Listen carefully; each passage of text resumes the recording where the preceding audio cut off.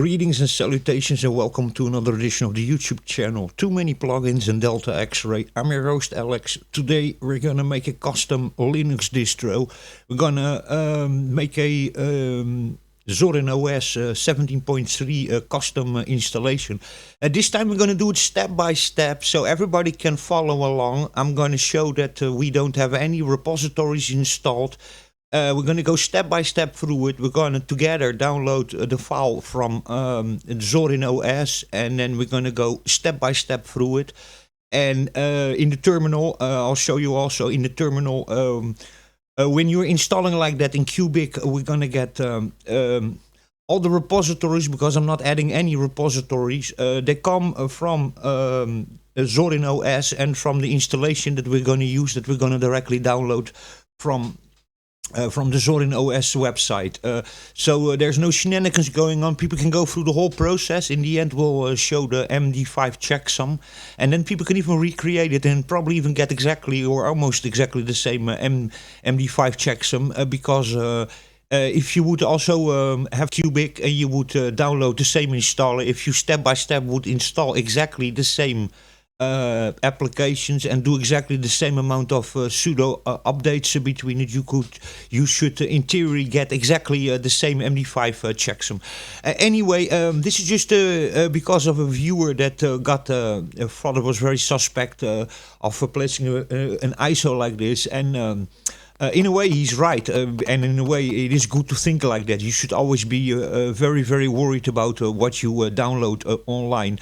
If you use a computer for any kind of online activity, payments, important documentation or anything like that, if you then want to be 100% sure that you have a legitimate untempered copy of a operating system and coming directly from the developers and being actualized and saved, then of course you should also get it always directly from the director.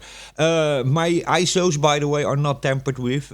Anybody who's into security or into Linux, they can, for me, check the ISO, and I want to listen from people's response. If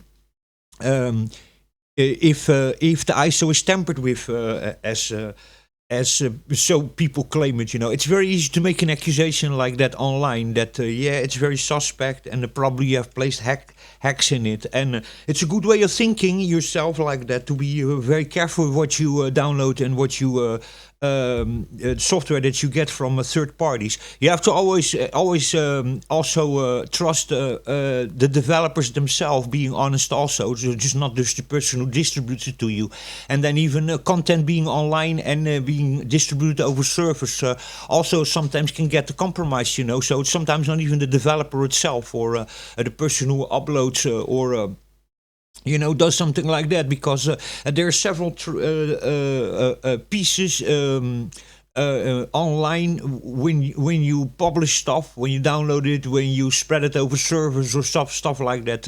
Things could also in that chain get compromised. So it's always a little bit complicated, but if you get it from the original sources and you do MD5 checksums, you should be okay. But today we're going to go through the process. By the way, I invite everybody who's into Linux or into cyber security, please check the ISOs, and you can yourself check and see if there's anything modified on it.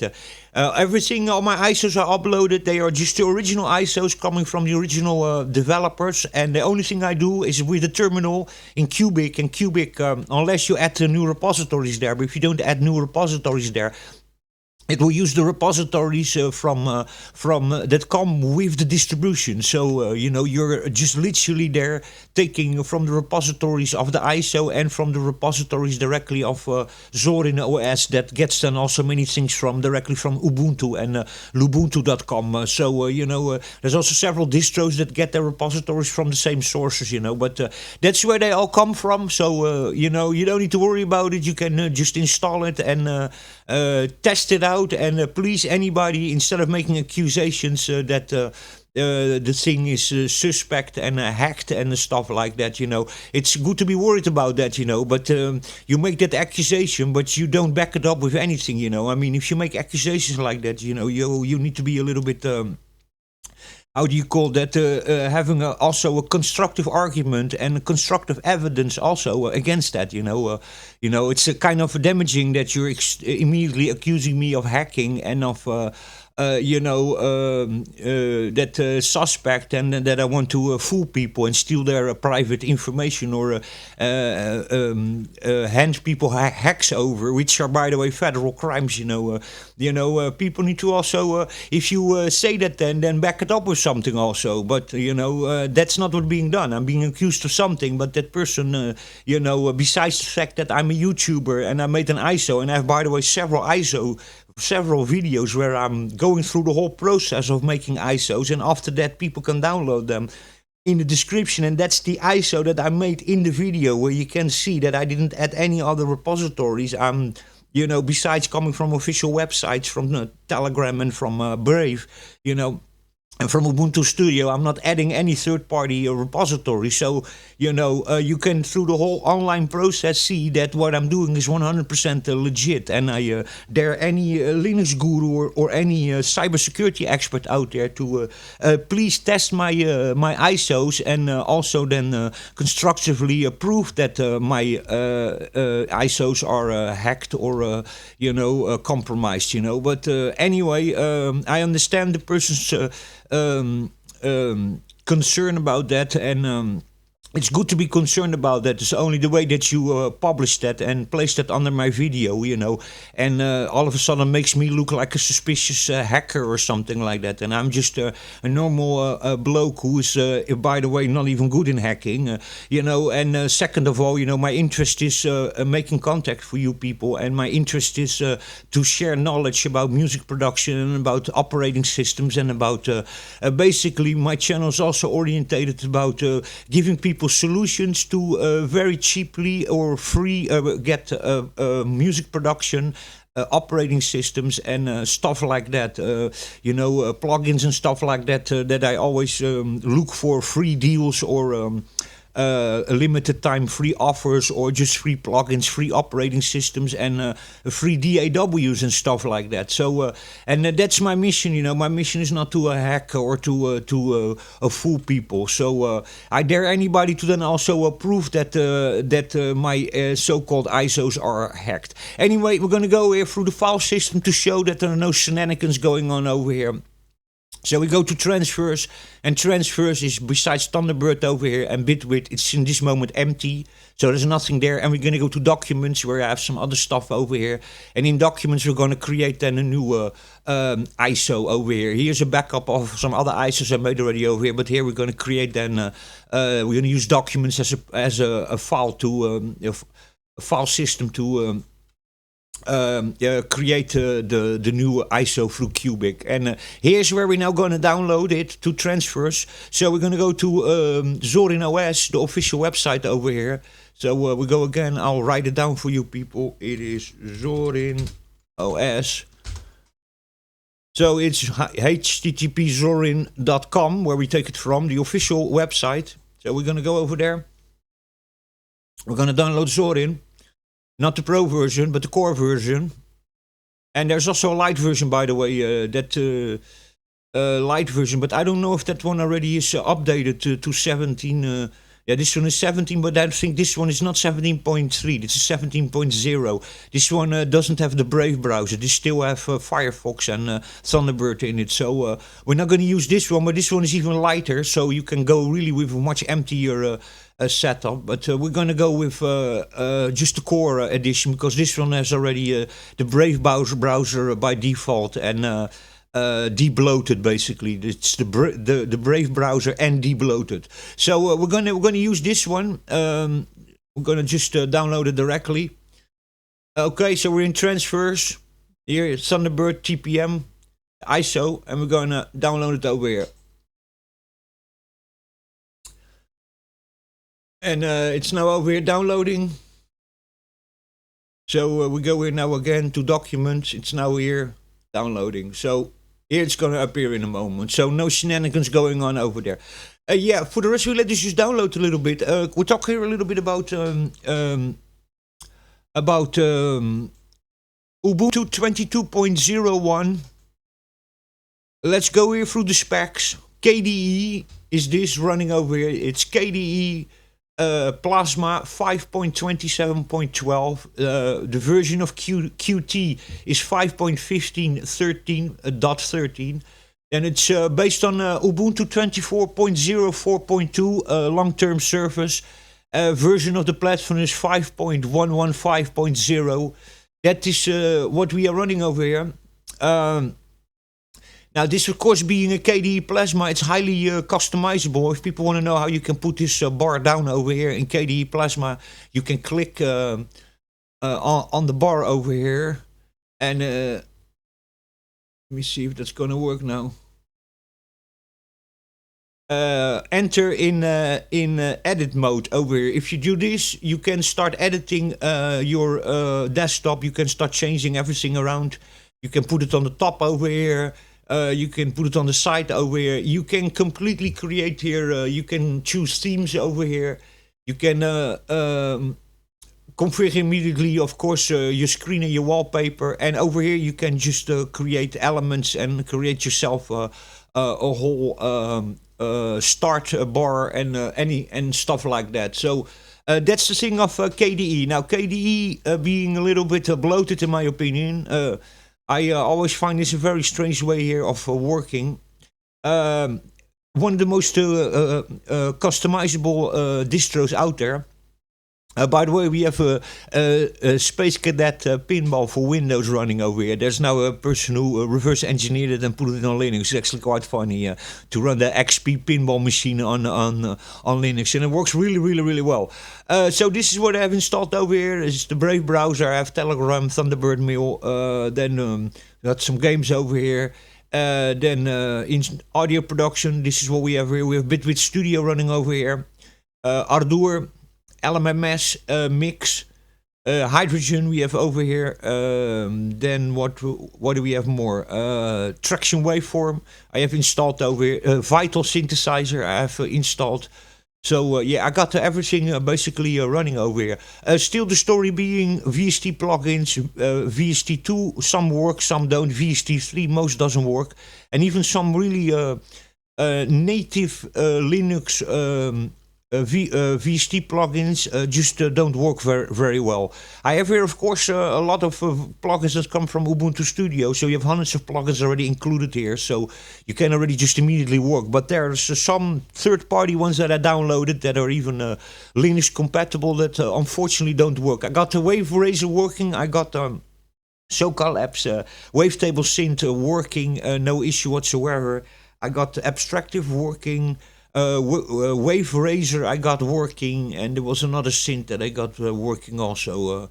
You know, in that sense, some worked, some didn't. So there you go.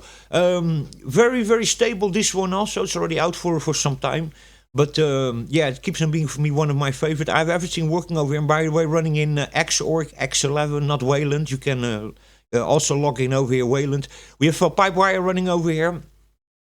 So you have ALSA, Pulse Audio, of course, OSS, Open Sound System, and then we have a Pipewire working here also, so no issue whatsoever. Detects even all my outputs of my graphics card. That has have 6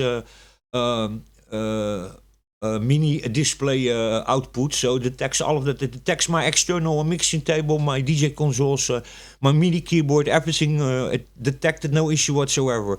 Only problem, some VSTs are still don't get working, but for the rest, everything is really working 100%.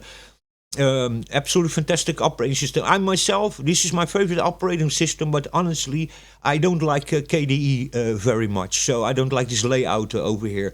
But I'm more used to it. It works really well. This is the best Ubuntu for me if it concerns production, music, visual, audio, and graphics. For me, this is the best one. But me myself, I don't like KDE Plasma very much. I don't like KDE in general. But Still, it keeps on being my best one for the stability, low latency kernel over here, and yeah, just a fantastic operating system. But myself, I'm not a KDE guy. You can also put another desktop environment on top of this XFCE or something, you know. But there you go. A highly customizable this, so absolutely fantastic in that sense. Also, an issue if some people want to know if they want to install DAP files in Ubuntu Studio and they have difficulty with it, what you should do, you should then right click on it and you should open it with Discover. Discover is going to by itself look for the dependencies, and if it cannot find it, then it goes and looks for a snap pack or a flat pack, I think it is, that it looks for then. Yeah, for a flat pack it looks. So this one, it couldn't resolve the dependencies as a DAP package.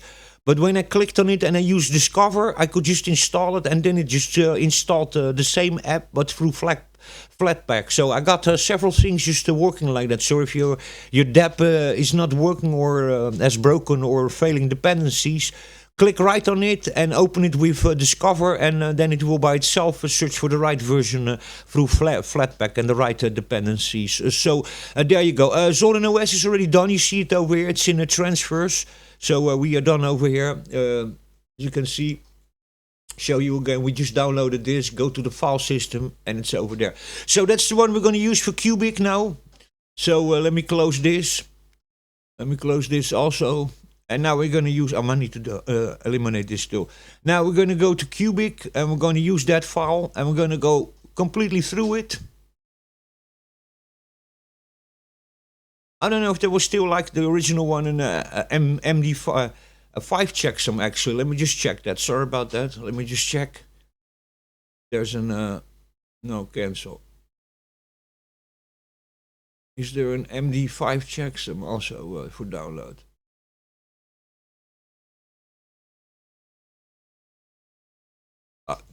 Checksum is over here. So the core, this is the checksum over here, folks, of the original one. Okay? And this is the ISO we're gonna now use. Light Pro Load. Yeah, 17.3 core 64-bit. That's the one we're gonna use. Here's the original checksum. And of course, checksum is going to change in the end because we're going to create it. So we're going to go to documents, and this is where we're gonna create a new ISO with a Cubic. Okay, now we're going to go over here, and we're going to go to transfers. There's again Thunderbird Temp and Zorin OS Core 13. That's the one we're going to use. It's the one we just downloaded a couple of minutes ago. You see? 1423, we're now 1428. That's the one we're going to use. No shenanigans going on over there. Let me just put something over here. File name, this name we're going to change to...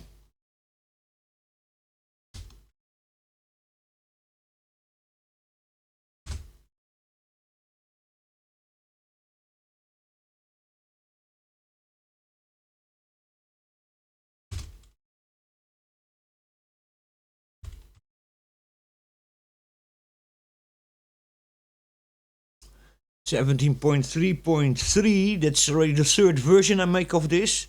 Let me see, 1, 2, 3.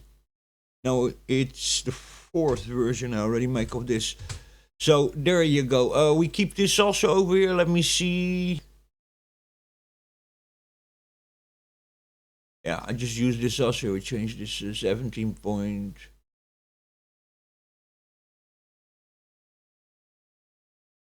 17.3.4, and now we place this over here.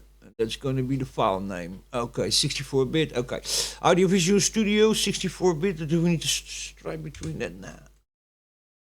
Like this. Oh, that's the file name. Okay, the directory we're going to write the new file to is over here. We don't need to volume ID. This is fine like this with a date. Yeah, that's fine. Okay, that's the one we're gonna use.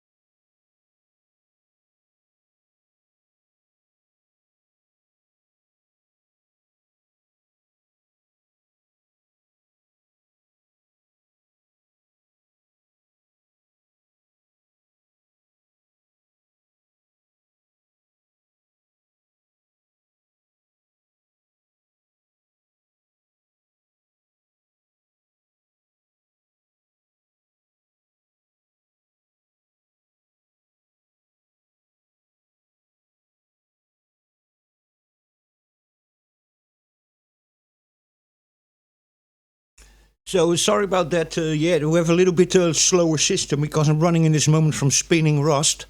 So from a mechanical hard drive, so it's a little bit slower, and we're also recording at the same time. So yeah, it's going to be a little bit slower. This. By the way, this time I'm not gonna touch the kernel. In the other ones, I put the low latency kernel. This time I'm not gonna touch the kernel. I'm just gonna put the Studio Ubuntu Studio installer over there. And if somebody wants a low latency kernel, then what they can do then is just go to over here and use the Studio installer to install the low latency kernel. This one, Ubuntu Studio installer. If you use this, then you can install even extra audio, visual, and video production software, and also immediately the low latency driver from Ubuntu Studio. It's a little bit better to do that like this, because if you now start changing it, and you can have instabilities and stuff like that. So this is why we in this moment we're just gonna leave the original kernel there, and if you then after you install it, you can just run that little Studio installer application, and like that you get still the low latency kernel without. And you can even switch between them still. So without really changing the bootloaded kernel, then that could, if I put another one now, that could give potentially issues. So there you go. First, we're going to update the system. Of course, to mention to people, the repositories here are not the same as the repositories I have here in my computer, okay? So what I have over here of repositories are not the same in the terminal as this terminal. This is an independent virtual terminal, and this terminal has only the repositories of that ISO of Zorin OS and of Ubuntu that come with Zorin OS 17.3. Only those repositories from that ISO are available over here. So my repositories here are not available, that you understand. I have, by the way, only official Ubuntu Studio repositories in here, but besides Brave browser and Thunderbird and maybe one or two other Telegram that I used their third-party repository. But over here there are no third-party repositories. This comes all from Zorin OS, and that gets us from a back mirror from Ubuntu and Lubuntu. So this is all official you have over here, unless I would put here now a third-party repository to it, but that's not what we have done. We are completely clean over here. Okay, so let's start. Sudo opt. I'm going to first always do a sudo get update. By the way, the get you don't need to do anymore. I'm still old school. You can do today. You can do just sudo opt update. But I'm still used to the old Ubuntu Linux. Sorry, Debian. In Debian, I think it's still opt-get. In Debian, you have to put opt-get. So there you go.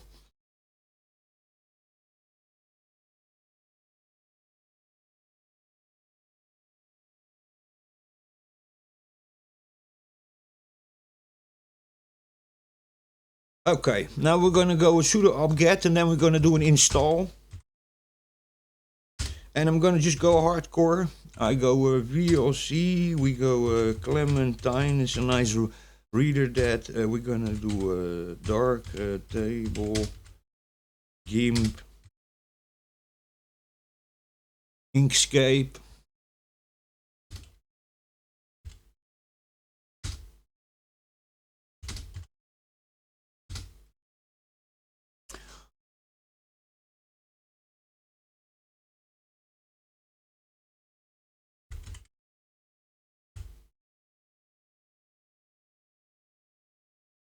simple screen recorder. Let me see, what else do we want? You got the VLC already over there.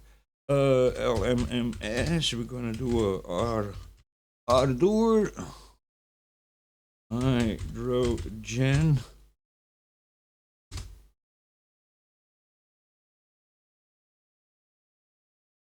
Let me see, what else do I always want to have over here. We have Inkscape already, Darktable, Grid. My paint.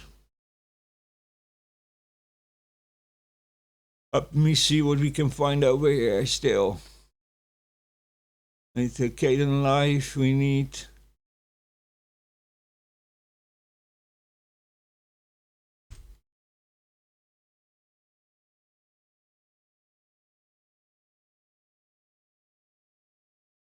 Entangled and Dark Therapy.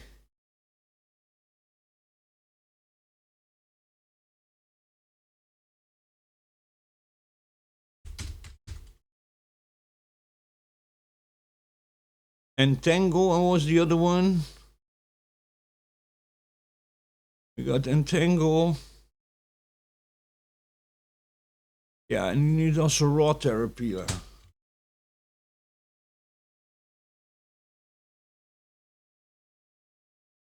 We'll start with these ones over here.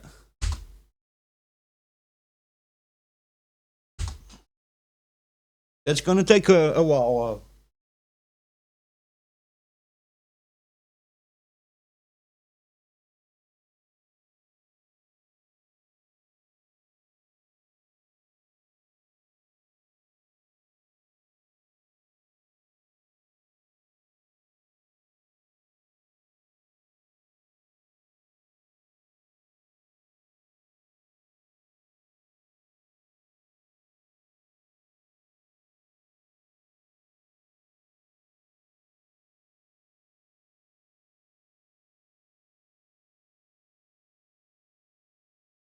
Want to go through this step by step so people can see that we are not fooling people around. This is going to be the end, the ISO that we're going to put under it in the description. When we finish this, we'll show the original checksum that was created after adding all these applications, because that's the only thing I do with these ISOs. I grab an original ISO, I add all these extra applications over there, programs in there, and sometimes in my other distros I put it another kernel over there that comes officially also. It's always from Ubuntu, the Studio, the low latency 5.15 low latency kernel, not the generic, but the low latency I always put over. I put both of them, the generic and the low latency kernel. By the way, if you want to add or take kernels, remember that you always need 2 kernels minimum. So and you could do something like you put the low latency as the boot kernel, and then you can put the generic one as a backup one. So if you ever have some boot issues also, then you can still jump or programs not working, then you can change still for kernels. So that's a good idea to do.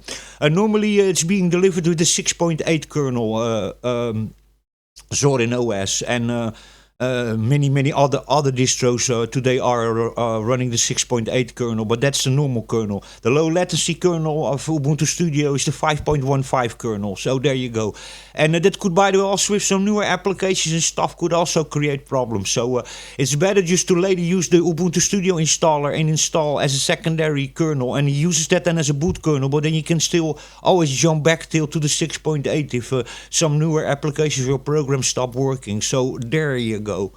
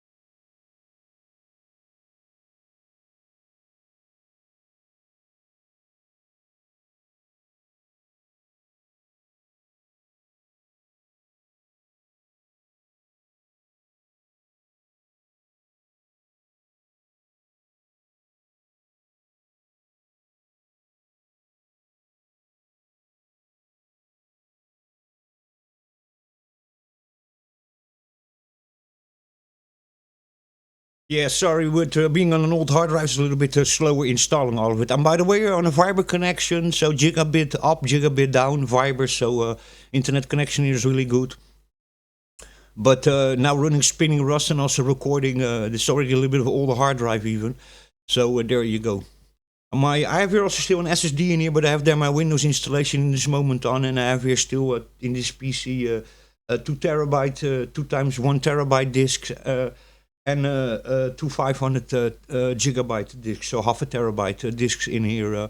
So I run here several operating systems. I got Windows 10 in Riot 1, so that's a mirror copy, 1-to-1.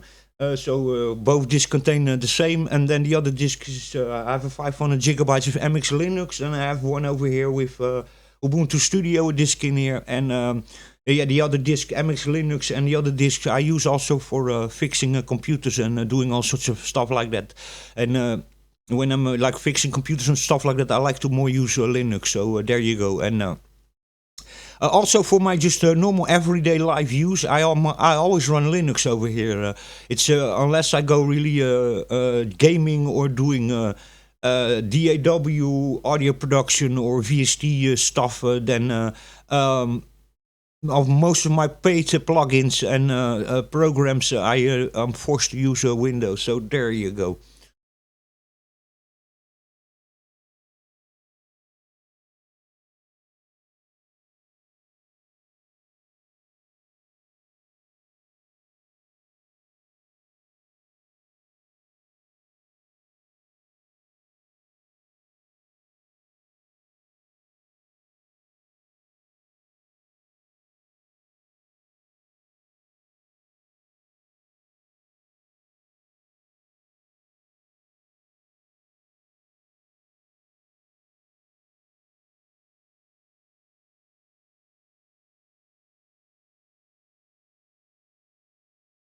By the way, for you people who want to change kernels and stuff like that, it's many times very good to do that in the beginning of the installation. So if you have now your all clean installation, for example, of Zorin OS with all the packages over there, and you want to go to the low latency driver, then it's much better to do that in the beginning.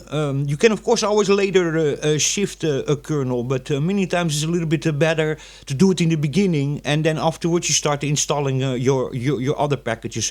Unless you of course have a complete ISO with the original kernel over there, and you from there install it, and then immediately install the low latency driver, and then afterwards start installing your other applications and programs to not break anything, or run into dependency issues.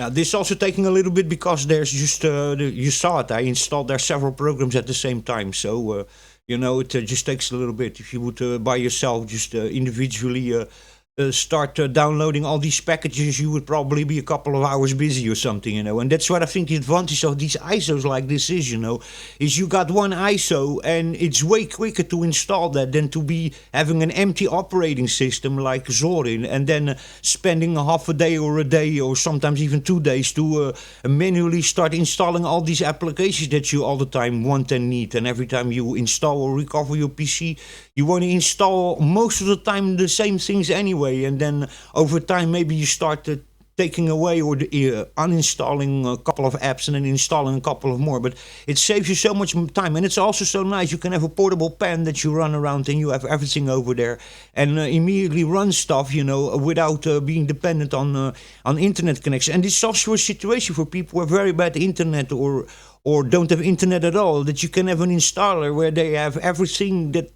for production and office work and photo editing and video editing and streaming and recording, all just in one package, And that's a very that's a big advantage of having an installer like this, And also because you can take away stuff like Firefox now went woke and went how do you call that? They went capitalist basically, while they're all into anti-capitalist ideology. But that's another story. And then now they will start to want to sell your information to advertisers, sell your private information, everything that you upload, spy on you and stuff like that. You know.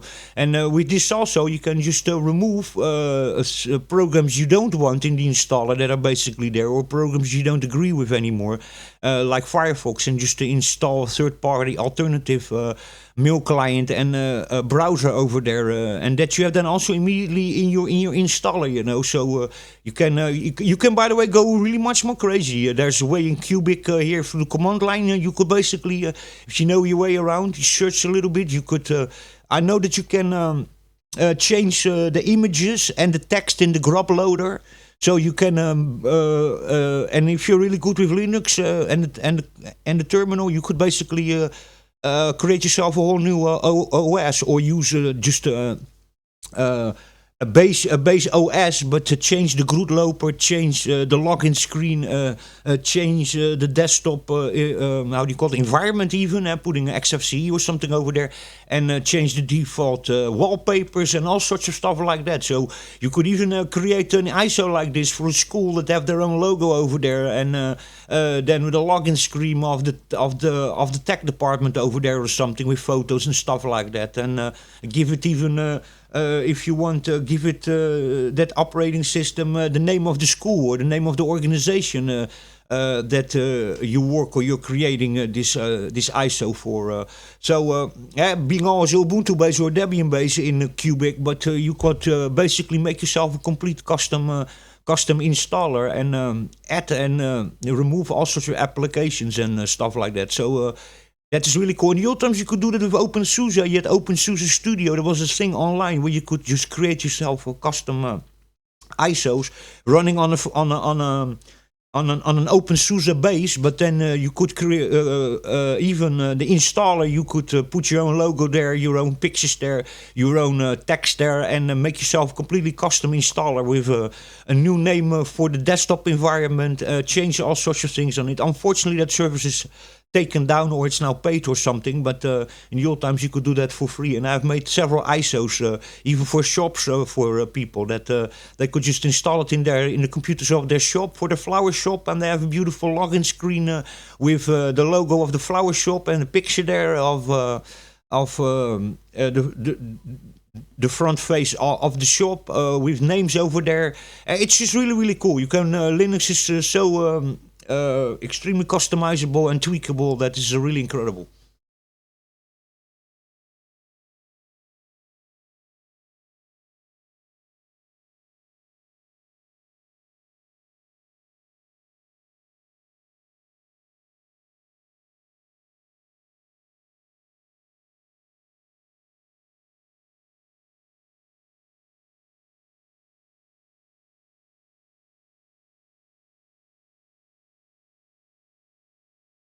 Now, of course, because we are creating a custom desktop ISO, a custom installer.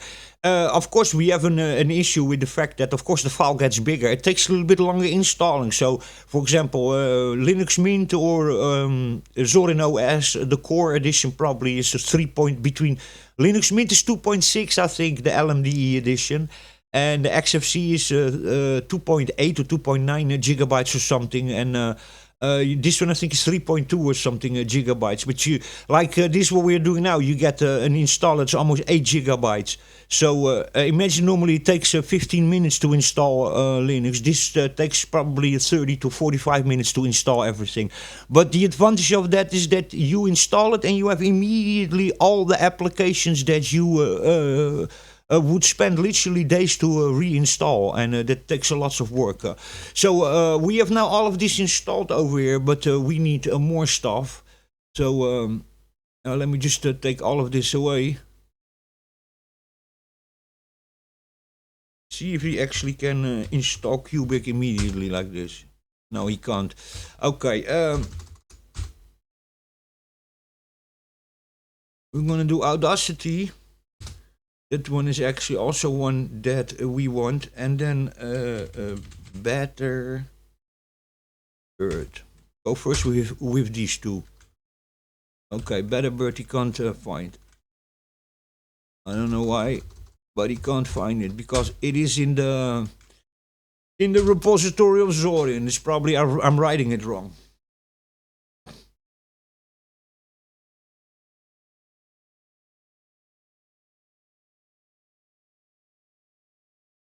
So we got Audacity also for audio editing.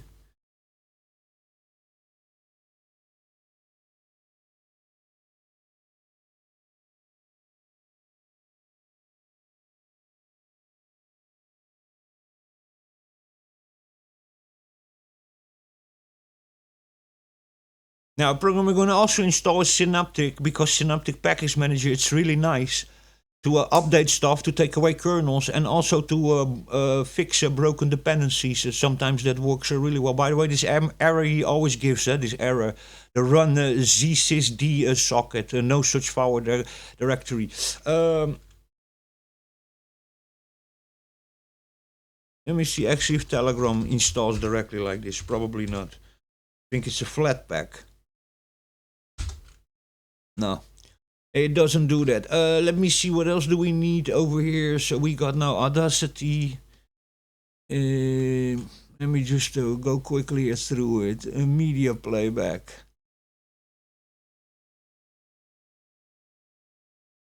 With Clementine, we need Asunder, and we need this one. We need install CD Ripper, and we want zero. Oh, sorry.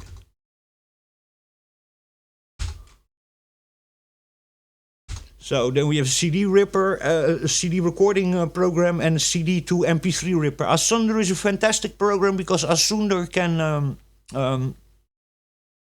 really quickly rip your CDs to MP3 or to WAV or anything like that. And it immediately also looks for the meta tag and the names of the CD covers and the names of the tracks and the CDs. So you don't need to manually put that over there. Now we're going to just do a sudo update first, after all of this.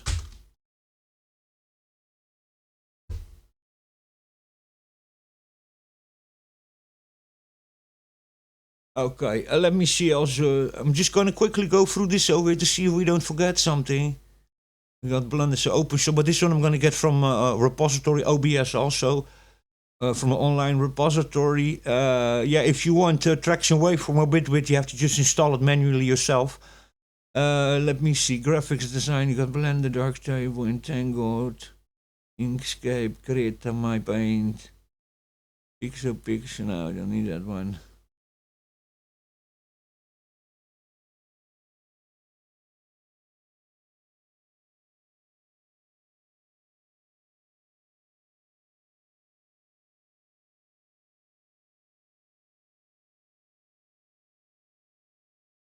Okay, so now we're gonna do a discover. Yeah, we're gonna go also first for Synaptic.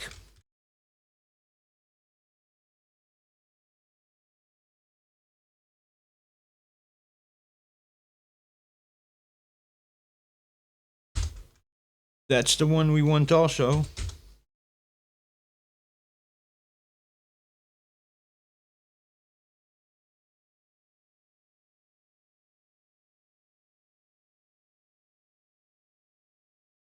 Okay, and let me see. What was that other one I was just thinking about?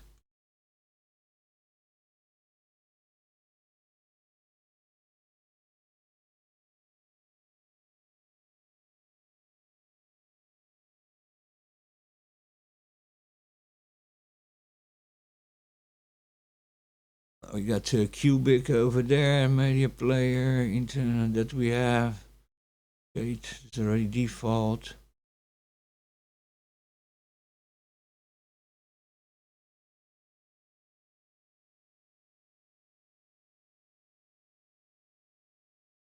Look in the system if there's still something that we need. We're gonna first we do C matrix.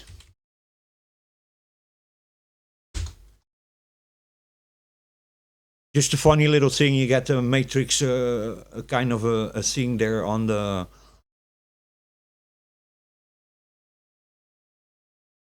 Okay, first sudo update again. Oh, sorry.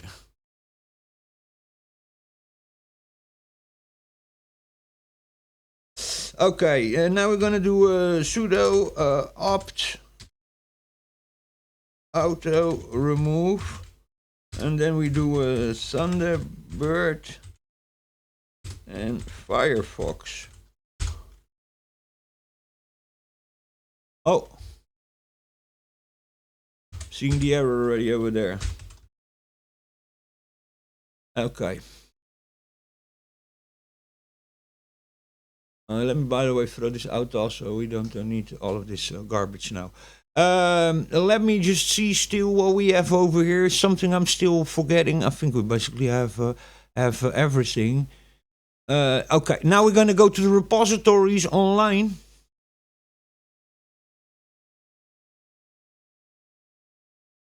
And we're gonna go here first to Telegram. I'm gonna get the repository for that.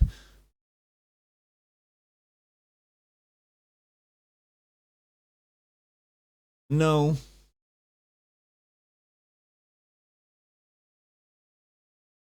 think it's a Flatpak. So this one we need to put over here, and then you should install it.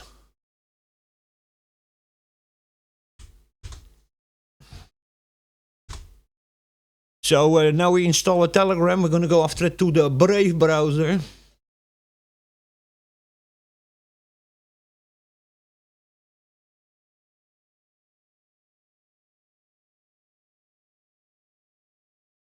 By the way, go here. It's still busy. So yeah, let's just let this just finish, and then we'll get here. Get Brave for Linux. And then we install this with one command over here, an sh command.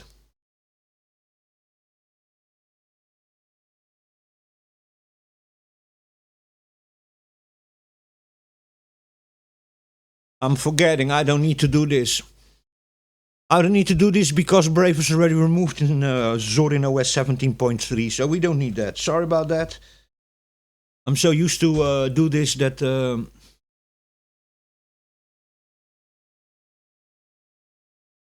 that now I automatically go over there. Yeah.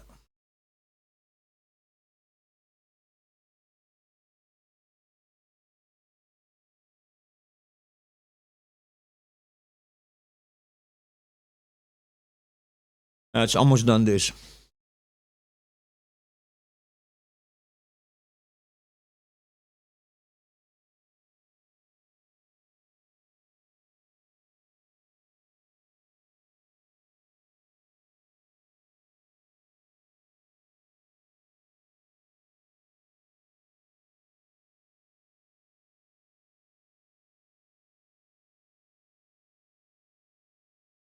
Okay, now to make some new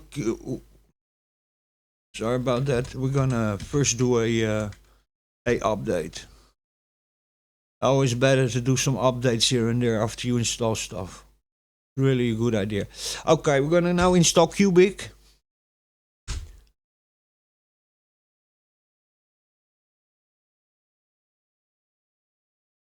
This is a GitHub repository, so this is third party here. You also need to hope that this is the original developers. This was even included with Ubuntu for many years, but this is also again a kind of story where you need to trust the developers. But this is also a repository that's included in the original Ubuntu. So this is verified by Ubuntu. This GitHub repository over here. It's already for a couple of years not maintained anymore. This is why this could give here and there some issues.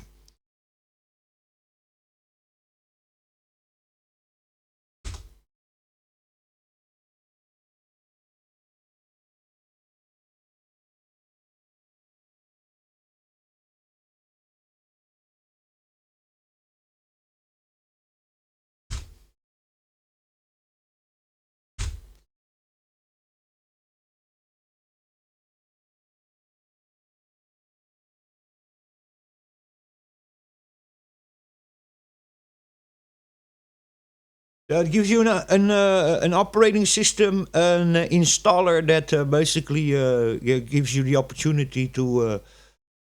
Well, actually, you shouldn't be able to need to install anything. Yeah, maybe if you want to online listen to Spotify or something like that, then you need to still install that. Or there's some program or application that you use. I mean, Discord or something like that.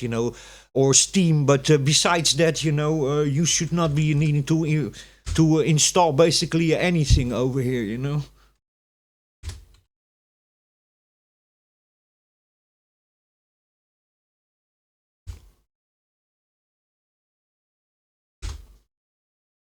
We go now here to OBS.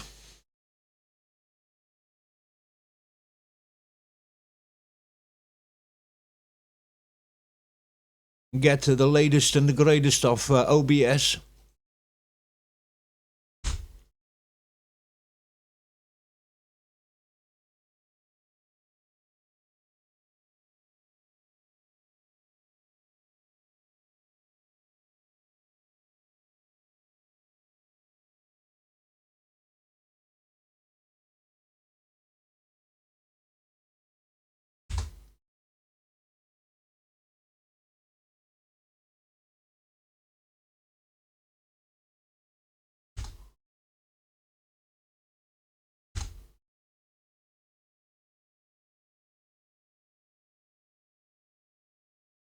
You see all of this that I downloaded, Cubic and all of that. You just see that it comes all still from the Ubuntu repositories.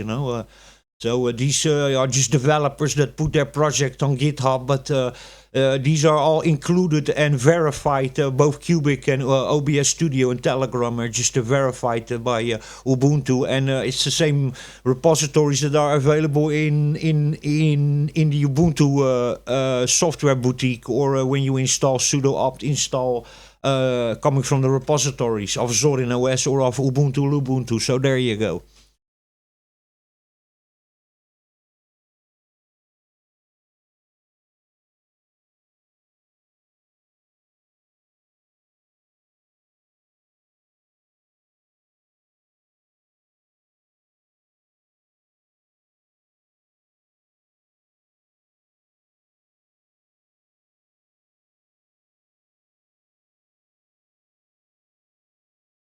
They wanted to get here, see if I can find here Better Bird.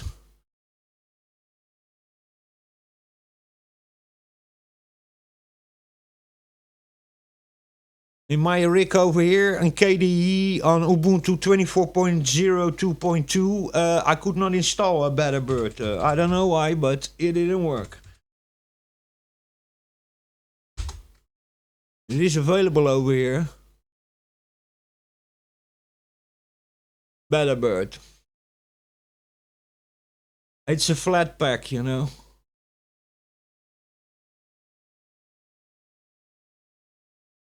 tried it like this and it did not work.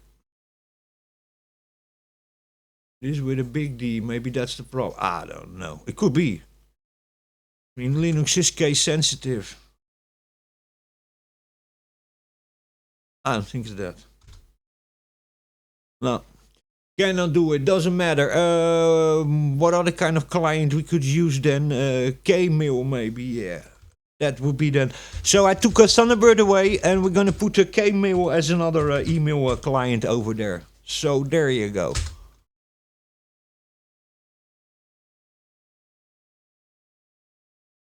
That's for some reason you need an independent email client. Then instead of Thunderbird, we have Kmail.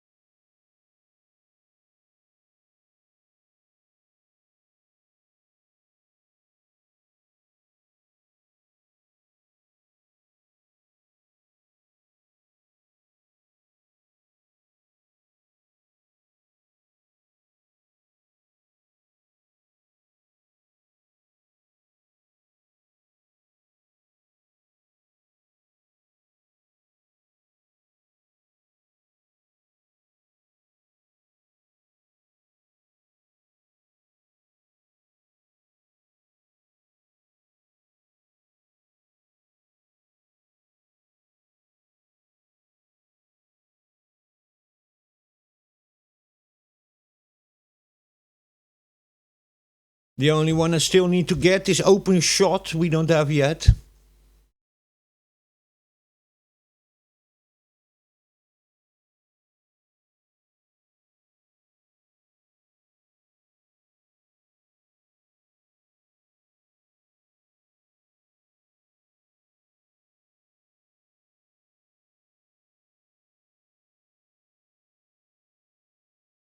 Want the PPA over here. Just by the way, also the repositories that the developers have on Ubuntu. So this is the same official releases that were verified and being distributed by Ubuntu also. So there you go.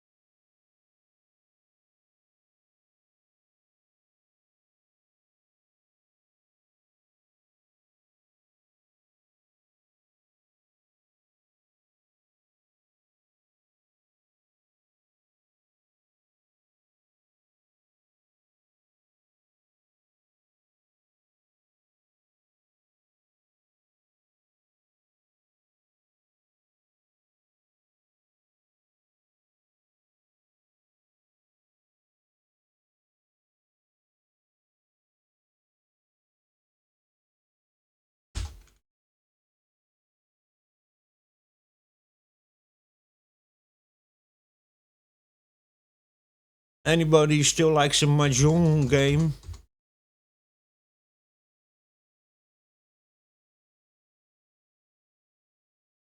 We install still a Mahjong game.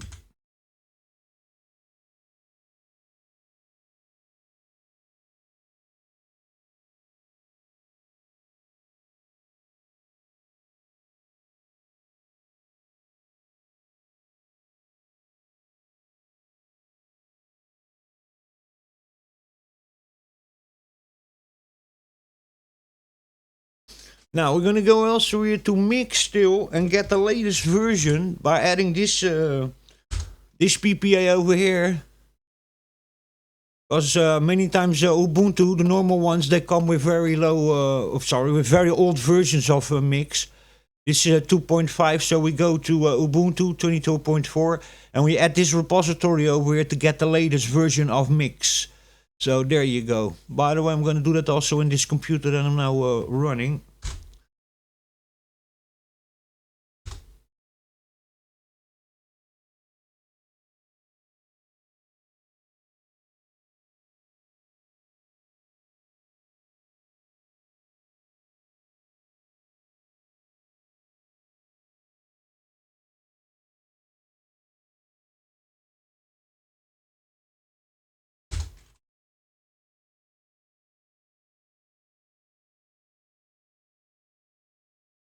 The official developers also this, and it's also the same PPA that come in releases that contain that are cutting edge releases, bleeding edge that contain the latest and the greatest software. You should be able to get this one also. But in many repositories and many Ubuntu distributions, the mix version is very very old. They include with it. So there you go.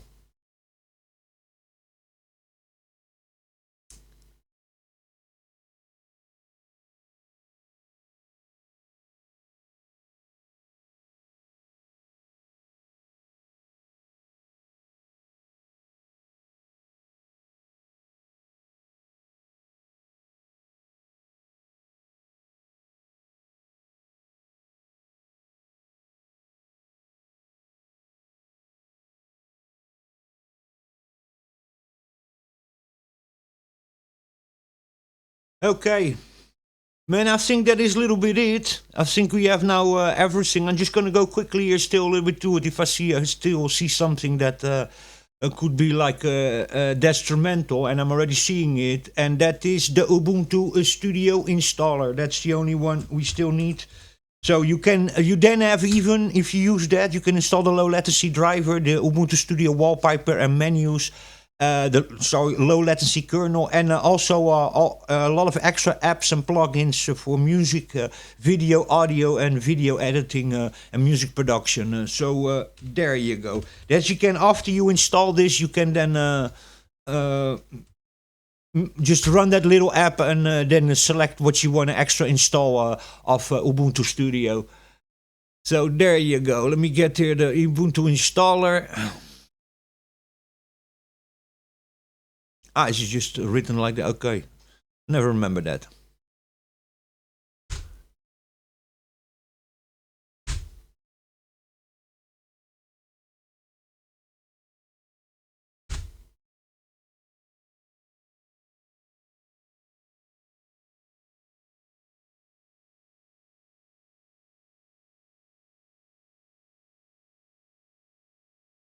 And if you want another, we want to run another desktop environment, you can just sudo up install XFCE4 or GNOME or whatever it is that you exactly want to install. But I never really advise doing that, because sometimes when you do that, certain things with screens and stuff like that can a little bit break, you know.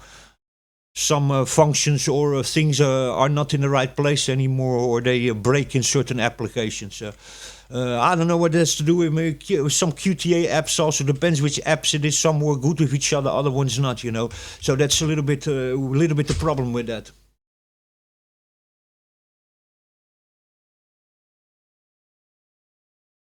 Okay, yeah, and that's more or less it. I'm gonna leave it over here, because now it has literally every app that I can quickly just think of already pre-installed.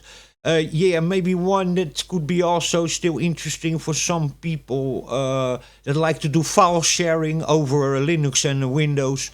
We can still install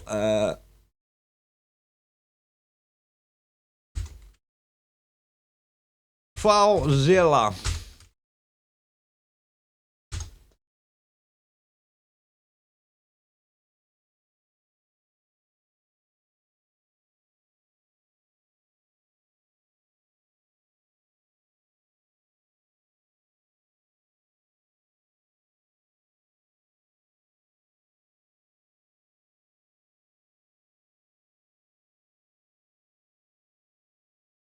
I just roll quickly through this to see if there's something that I forgot.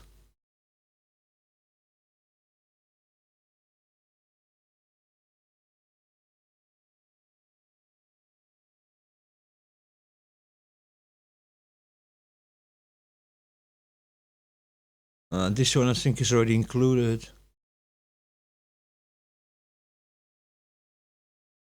It's just quickly rolling through it, you know. We have already a CD recorder. Okay, then live we have create LMMS, we have Mix, we have OBS, we have OpenShot video editor, we have. Yeah, just quickly to run through this, and the rest of these apps, run the Ubuntu Studio installer, and you will have the rest of those apps also all installed. So Telegram we have, Thunderbird I removed, we have Kmail for that. Vital you have to install yourself separately. Yeah, and that's it. So we're gonna continue now. Do one more sudo update. I'm gonna, by the way, also do still an sudo auto remove. See if there's something still.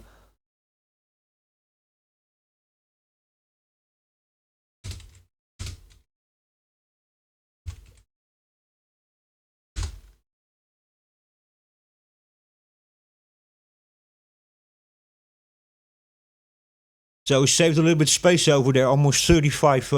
Sorry, 36.1 megabytes we just saved because I just updated to the latest version.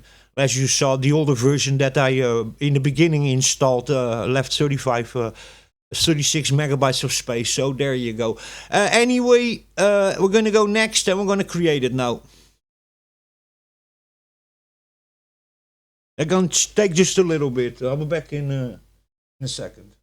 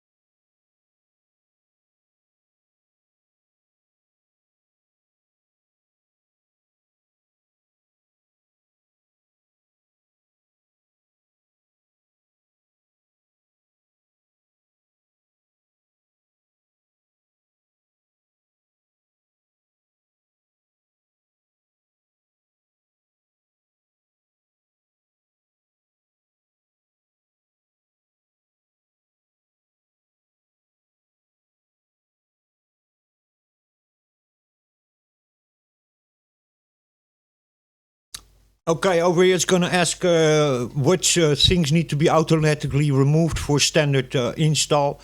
It just selects already some things that are not necessary, so you can just go here next.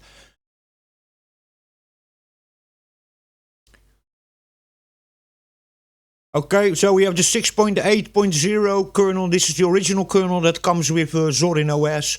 And then with this Ubuntu Studio installer, you can install the 5.15 low latency kernel over there to get lower latency in audio production and stuff like that. But for complete compatibility, and you can then in the group loader on boot up, you can even, if something goes wrong, still change kernel, or you can just in the terminal change kernel, or use Synaptic to change the kernel to go permanently to a 5.15, or if you have some broken programs don't work, jump back to 6.8 or run two kernels, 5.15 and 6.8 at the same time. We're going to continue over here. Compression always just leave normal. You get a larger size, gets faster installed. Lower size, that's higher compression, gets a smaller size, but it's slower installing because it needs to decompress more. So there you go. You know, bigger size installs faster, slower size installs slower, but it's higher compression. Therefore, it needs to be decompressed. Anyway, we're going to generate it.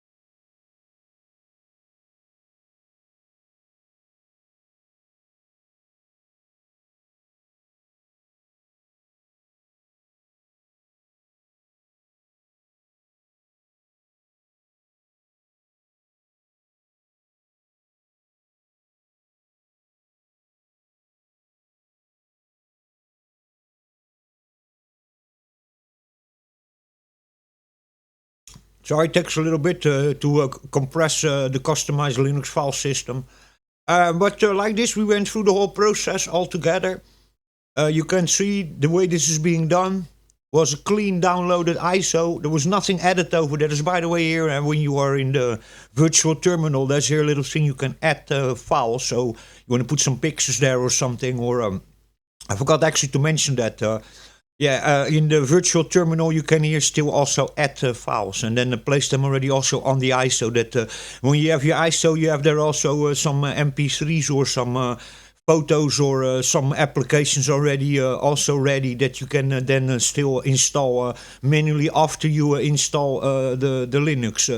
After you install this ISO on your computer, or you run it from a pen, you can then access there the files. Of course, as you put more files there, it becomes even bigger, you know. You're gonna then create a much larger ISO. So be careful for that. You should probably not put too many files over there to keep the installer also. But some simple things like small things like, for example, a wallpaper or something, that a couple of wallpapers that you would like already to immediately use after you installed that ISO with all your applications in that one ISO, which is really fast. Half an hour, 45 minutes, and you have everything completely installed with all the apps that you need. And maybe then you install manually still one or two afterwards. But then you have also already there your wallpapers or something, or maybe a little file, a file with the imports of your browser or something, for your browser settings. You can already include that also already over there. So there you go. And these are all small files, you talk about just a couple of wallpapers and HTML file for your favorites and your browser settings. be done very, very quickly to then recover your computer really, really quickly like that. You can already buy that little thing in the virtual terminal. You can add that and put it already on the desktop or somewhere there in the root folder of the ISO.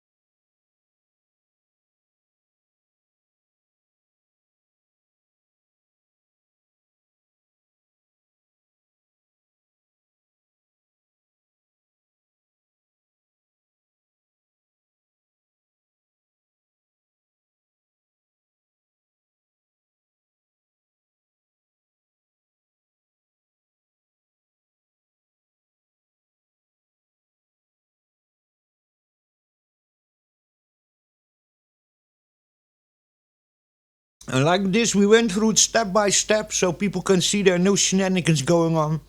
There's, by the way, no way of you, without adding files over here, to manipulate this cubic program when you're creating this, or to add files or do anything with it. It's just impossible. Now, the way this is running now, to like in the background be still doing something with it, because it's completely in a virtual environment. It's completely in a sandbox. So there's nothing I can now here even go in my Linux file system and try to access that file system that it's creating over here, but you can't change anything on that. It's completely locked down and within a sandbox. So that nobody thinks that in the background here you could still be now injecting something in here or something, because maybe if you're like really a good hacker or something, I don't know, I mean, anything is possible, but it's really, really difficult to do that. So there you go, you guys went now completely through it. You can see it over here, through the whole process. You see where all the sources come from. The PPAs that I added there still, they come all from official developers, and they're the same PPAs that Ubuntu includes in the ISOs that they offer you, and many other distributions like Linux Mint. So, no foolery going on over here.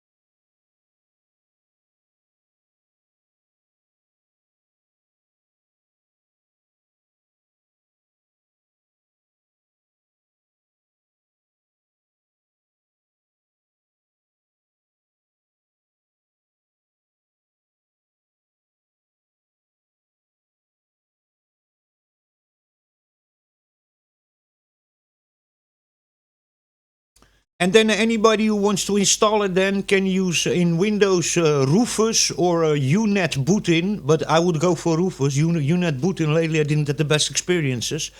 So that's what I would do in Windows, and just create a USB pen, a startup pen.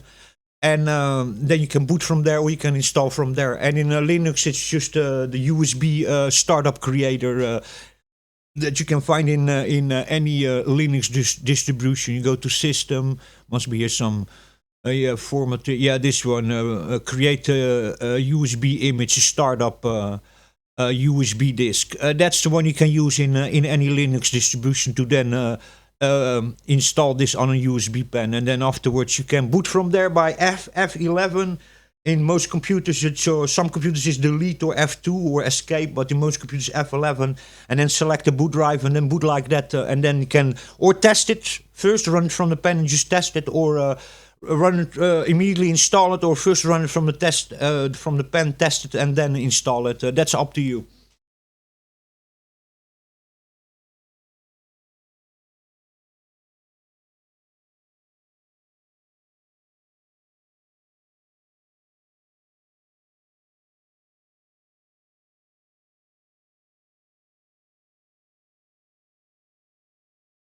Now, for people who don't know this, it happened already several times that Linux distributions, Linux is duct taped together.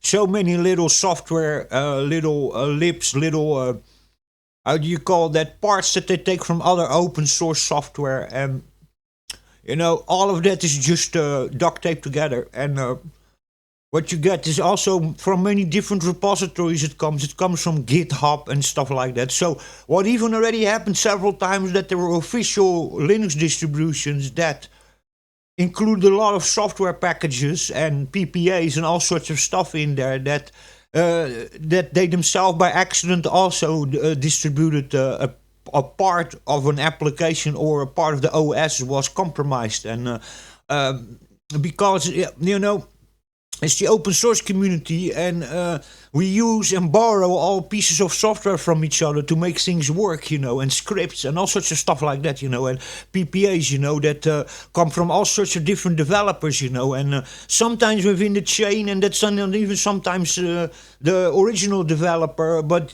somewhere in the chain where he grabbed another piece of software to make it all work, and that comes then officially in the repository of Ubuntu. Something got compromised, so even that can happen. It doesn't happen a lot, but it happens. And several times already things like that popped up, where all of a sudden the great vulnerabilities were purposely introduced, by the way. There's also ones already that there were vulnerabilities, but they were just an accident, just a bad programming or something. But it happened several times that they were purposely inserted exploits and stuff like that, in applications or distributions of Linux, and sometimes it's really difficult where within the supply chain and where all the software goes and comes from, to determine who was really the person who injected that malicious code in there, or that exploit, So that's always like very, very, very complicated also, But by the way, even in Windows already, there were also vulnerabilities and hacks discovered in officially distributed software by Microsoft or by third-party developers. So there you go.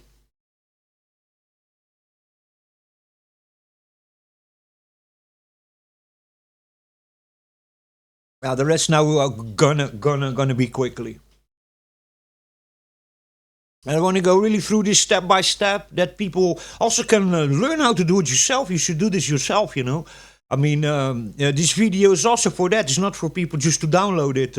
It's the thing for downloading for people is for people who don't feel like doing it, or don't know how to do with it, or have very a crappy internet connection or something, and want to just have one installer and one disk where they can keep on installing and recover their computer and install it in many other computers, and like that, or maybe don't have also knowledge in which kind of applications for audio and video production and stuff they should go for, and like this, they just have a whole thing they can experiment and have something straight out of the box, and also very easy to very quickly install, and also spend a lot less time, and also in locations where you don't have internet, or very, very bad internet, can be very, very, very favorable. But do it yourself. It's really not difficult. Get a Linux distribution. You saw where you can get Cubic, how you can put it in the command line and add Cubic, and create your own installer like that. And you can even go farther and search how you can in the terminal change the wallpaper and change the grub loader. I saw a good article. Somebody was explaining how you can customize the grub loader with your own images and your own text in there and stuff, So you can make completely a customized Linux distro. And the idea of these videos all the time and talking me about Linux and Linux in general is for you to tinker, is for you to yourself also do this kind of stuff, try it yourself, see if you can do it, By the way, I want to say that also, it comes afterwards here MD5 checksum. Now, I don't understand exactly how MD5 checksums work, but I assume that if you would take Zorin OS 17.3 and use Cubic and install exactly the same stuff that I have installed and also do the same updates between it that I was all the time doing, very, very, very important, you should, I think, get even the same MD5 checksum. If nothing is altered in the code, you know. So in theory, you should be able to reproduce this, but you have to follow every step. You cannot forget one update between it that I did. But if you do that, in theory, you should get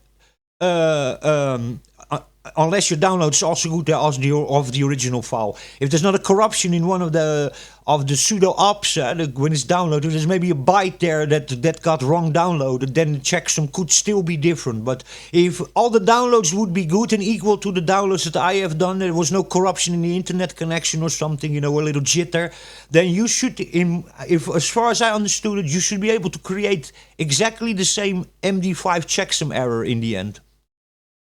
But don't count me on that. That I'm sure about that, but I'm not sure about that.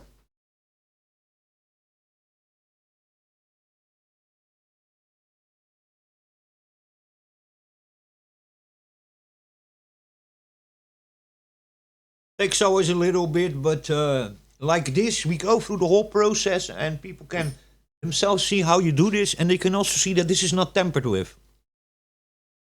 And the MD5 checksum that is then in my Google Drive is cannot be afterwards also tampered with, because that's the whole point of the MD5 checksum. You're going to get then the ISO in the Google Drive and the MD5 checksum. And by the way, Zorin OS by itself, when you start the USB pen, when you start the ISO, you'll see that it itself does the MD5 checksum, and it checks if it is correct to the MD5 checksum that is included with it, so that nothing is tampered over there. So there you go. Many distros don't do that, by the way, but Zorin OS does that. It by itself looks for the MD5 checksum, and you can cancel that with escape, but always when you start from the USB pen or from the ISO, it will do the MD5 checksum error. And if something is tampered with, or there is a bit or a byte flipped, then it will give it will fail the test and say that the MD5 checksum failed. Can also be corruption, or if your pen is corrupt, or you had an error in transferring it to creating the USB pen, and there was a little jitter or an electricity spike. You could also have that there's a little bit there, or something is corrupt, or something, you know, or maybe in Windows when you were creating the pen and there was a virus there or something, and it, you know, corrupted something. That could be, but otherwise the MD5 checksum should perform without any errors. And you can't tamper with that.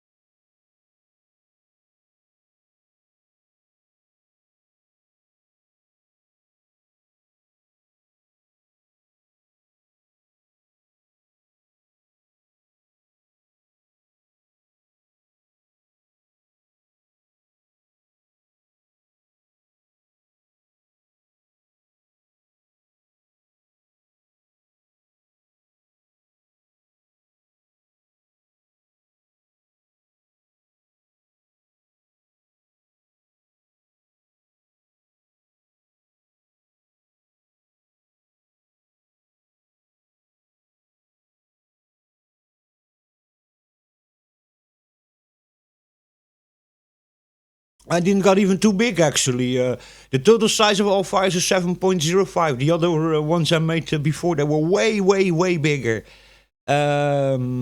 But that's also probably because Brave is already here included.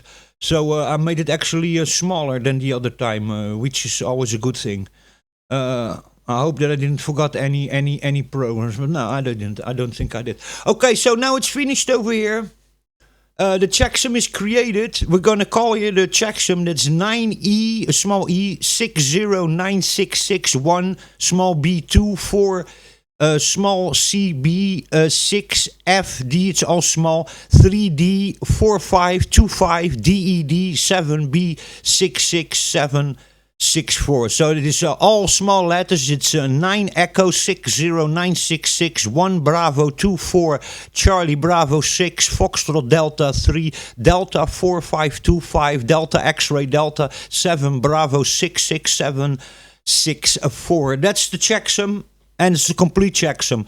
You can delete the project files here except the generated disk image and the corresponding checksum, because otherwise it keeps there a backup of the configuration, how it was trying to create it, and it keeps lots of space. So always remove this afterwards from your project. Then the ISO and the MD5 checksum stay there, but the rest gets all deleted. That's, by the way, also in some virtual environment, so you can't even read, write, or access it. It's completely locked down, that. So not even if you do a chmod 777, you can access those files. So they're really in a sandbox and they're locked down. So you cannot during or afterwards modify those files. So there you go. We're going to test it now.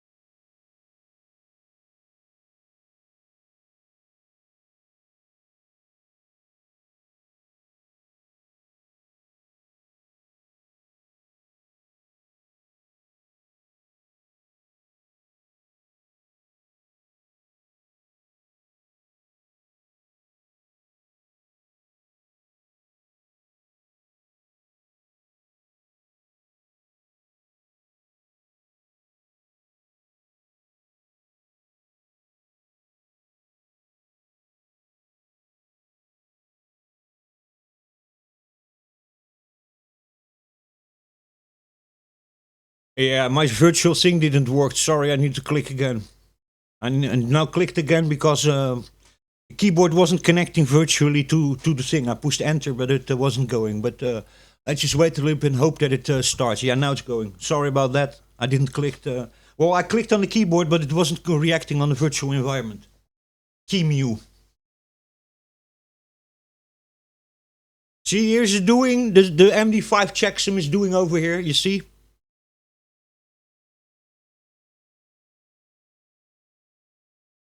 He's doing over here. Checking MD5 checksum. And he's now going to check that to the MD5 checksum that Cubic has created. And if anything is corrupt in there or different now all of a sudden, then it will fail.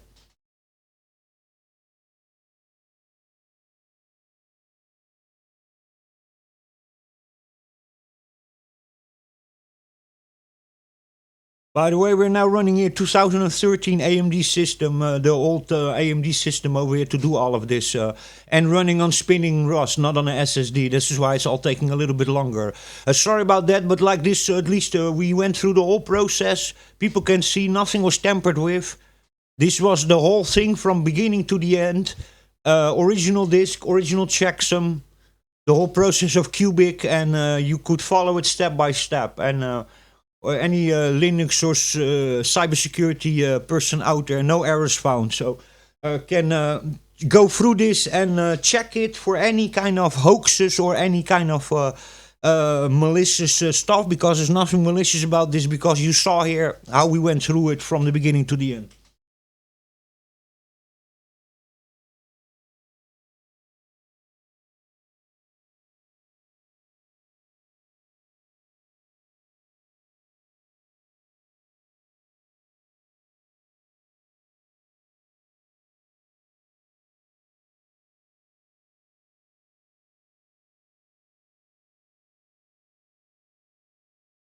Always a little bit slow on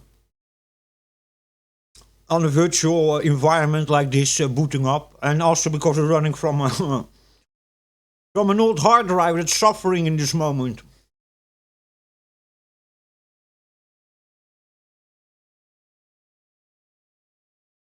It's recording. It's doing cubic. It's having still web pages open. And it's working, and it's running a virtual environment over here, a virtual box. That's also not what I installed actually, but virtual box is, most people don't really use that, you know. That's one thing I actually wanted to still install, but then I was thinking, nah, never mind. It's just, yeah, not so many people experiment with operating systems, so I don't think it's worth it. But anybody who wants it can afterwards still install a virtual box. I many times have it installed, but you know, to test ISOs and stuff like that. If I don't want to completely install a distro, then I just quickly test it in VirtualBox. But for most people, it's not necessary. And when you have Cubic over here, you can just in the end test your ISO like you see here anyway, using a QEMU, which is also sort of a VirtualBox kind of thing. And that just works perfectly also. So even me, I don't really use so many times VirtualBox. But it can be handy. Also, if you just want to like... create a virtual drive or something for some emulation. It sometimes can also be nice. Or you want to install a Windows game and doesn't want to open or doesn't want to do nothing. Sometimes you can use VirtualBox to hook it up as a virtual drive, basically. So, but here it is. Let me, by the way, put this bigger. Sorry about that.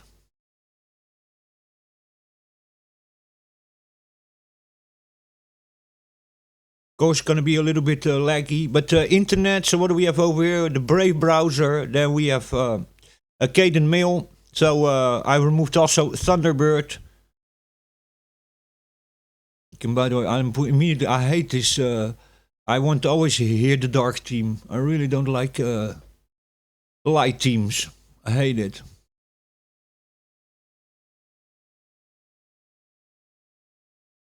Oh.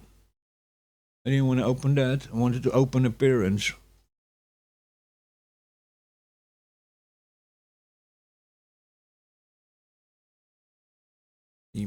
Yeah, sorry, I cannot stand. I cannot stand light teams. I hate them with a passion. So, but we have everything over here. Let me see. We go here first to a system. So we have Cubic installed as we wanted. We have Synaptic installed as we wanted. Then what else do we have over here? Yeah, that's exactly what we wanted. Then tools. Oh, sorry. We have graphics. We have Blender, Darktable, Entangled, Inkscape, Krita, MyPaint, Raw Therapy, GIMP Shop. And on the internet, we saw already games. We have Mahjong over here, installed for a joke. Studio controls to control Ubuntu Studio productivity. Then you have Keymail also over there. Productivity. Oh, sorry, we got that already. Sound. You have Ardour, Asunder, Audacity, Brasero. Clementine, really nice jukebox player, really cool. I love this player. Hydrogen, we have Caden Live that we installed. LMMS, Mix, OBS Studio, OpenShot Video Editor. We have Simple Screen Recorder I installed via VLC Player. And let me see, by the way, did we also had OBS or not? Yeah, we have OBS also. Yeah, so everything just installed, no issue whatsoever. Yeah, fantastic. So there you go, folks. It's completely working. Then you can still, if you want to install VirtualBox, Discord, or Spotify, or anything, or Steam, or anything that you still for your video games or for your online music or something like that. But in general, we have everything over here, and we don't have any Thunderbird Mozilla stuff anymore. That's now gone. Now Kmail.